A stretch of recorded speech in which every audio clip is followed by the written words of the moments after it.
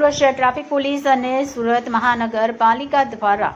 દબાણ દૂર કરવાની કાર્યવાહી હાથ ધરવામાં આવી ત્યારે માન દરવાજા ખાતે દબાણ દૂર કરવા માટે કાર્યવાહી હાથ ધરવામાં આવી છે, જેમાં રોડ પરના દબાણ હટાવવાની કામગીરી હાથ ધરવામાં આવી છે, જ્યાં બંને સાઈડનો રોડ ખુલ્લો કરવામાં આવ્યો છે અને રોડ પર વાહનો પાર્ક કરેલા હોય તેવા વાહનો જપ્ત કરવાની કામગીરી પણ હાથ ધરવામાં આવી છે। ત્યારે શહેરના તમામ વિસ્તારોમાં પોલીસ દ્વારા માર્કિંગ કરવામાં આવશે અને બાદમાં દબાણો દૂર કરવામાં આવ્યા હતા અને દુકાનોની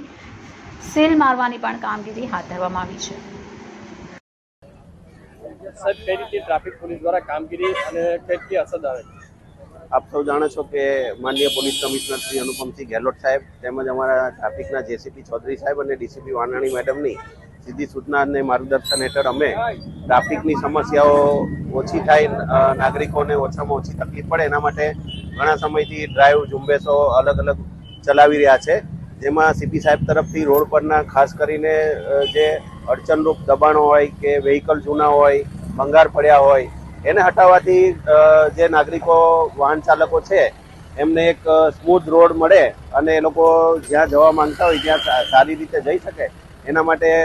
ઘણા દિવસથી પ્રયત્નો હાથ ધરવામાં હતા। થોડા દિવસ પહેલા સીપી સાહેબ તરફથી સૂચના હતી કે માન દરવાજાથી ભાટેના તરફ જે રોડ જાય છે ત્યાં પુષ્કળ પ્રમાણમાં જૂના વ્હીકલોનું દબાણ અને અલગ અલગ બીજા ભંગારના સામાનોનું પણ દબાણ છે, જો જે દૂર કરવામાં આવે તો નાગરિકોની તકલીફ વાહન ચાલકોની દૂર થાય એમ હોય છે, જેથી અમે સ્થાનિક પોલીસ સલાબતપુરા પોલીસ ત્યાંના સ્થાનિક ડીસીપી સાહેબ તેમજ અમારા કોર્પોરેશનના જે ઝોન લાગે છે એમના અધિકારીઓ સાથે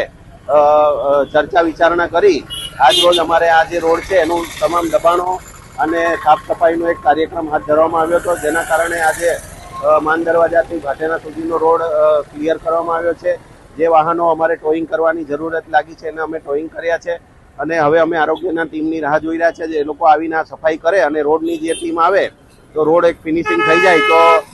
કમ્પ્લીટલી એક નવો રોડ મળી જાય એમ છે અને વાહન વ્યવહાર રાબેતે મુજબ ચાલે એમ છે। છતાં પણ ટ્રાફિક અડચણ થાય તો કઈ રીતે કાર્યવાહી? ટ્રાફિક અડચણરૂપમાં અમે અહીંયા કાયમી પોલીસનો પોઈન્ટ પણ એક મૂકવા માંગીએ છીએ, જેથી કરીને રોજિંદા એના પર નજર રહે અને વાહન વ્યવહાર ચાલે છે કે કેમ, પ્લસ કે આ સફાઈ કામગીરીને રોડ બન્યા બાદ ફરીથી કોઈ દબાણો ચાલુ ના થઈ જાય એના માટે અમે એક અલાયદો પોઈન્ટ અહીંયા શરૂ કરવા માંગીએ છીએ।